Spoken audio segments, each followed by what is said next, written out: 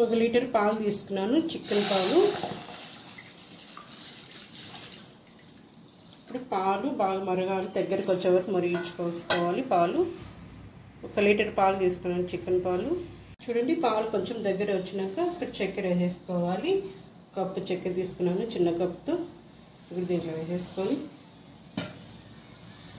ఎంత కష్టం ఏమి ఉండదండి, చాలా సింపుల్గా అయిపోతుంది, ఏం అవసరం లేదు. పాలు, చక్కెర, యాలకుల పొడి, బాదం పొడి, కాజు పొడి ఉంటే చాలు మనకి. పాల బిళ్ళలు రెడీ అయిపోతాయి. ఇంకా టైం పడుతుంది, ఇది ఇంకా దగ్గర కావాలి.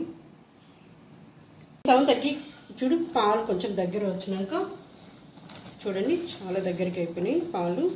ఇవి వచ్చి బాదం 1 5 తీసుకొని ఇట్లా కచ్చా పచ్చా దంచేసుకున్నాను.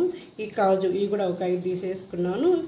ఇట్లా రోట్లో వేసుకొని కచ్చా పచ్చా దంచేసుకున్నాను. బాదం 1 5, కాజు 1 5, 2 ఇట్లా కచ్చా పచ్చా దంచేసుకొని దీంట్లో వేసుకుంటున్నాను. యాలకుల పొడి కొంచెం బాగా కలిపేసుకొని బాగా దగ్గరికి రావాలి. ఇంకా 1 లీటర్ పాలు తీసుకుంటే ఇంత అయిందండి. ఎక్కువ మంది ఉంటే ఒక 2 లీటర్లు 2 లీటర్లు 3 లీటర్లు పాలు తీసుకుంటే ఎక్కువ మందికి వస్తుంది. ఇదంతా ఇంకా దగ్గరికి రావాలి. చూడండి, ఇంకా దగ్గరికి వచ్చే వరకు ఆఫ్ చేసేసుకోవాలి. బిళ్ళలు రెడీ. మనం చెక్ చేసుకోండి, ఇట్లా ఉండాలి గట్టి, కొంచెం బిళ్ళలు రెడీ అవుతాయి. ఇప్పుడు చల్లారినాక బిళ్ళలు చేసేసుకుందాం. మనం కొంచెం నెయ్యి రాసేసుకొని ప్లేట్ కూడా కొంచెం ఇట్లా నెయ్యి పూసేసుకోవాలి. ఇప్పుడు చల్లారిపోయింది. చల్లారిపోయినాక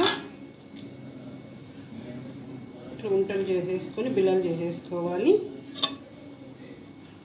ఒక 2 గంటలు ఆరిపోతే చాలండి, బిళ్ళలు రెడీ అయిపోతాయి.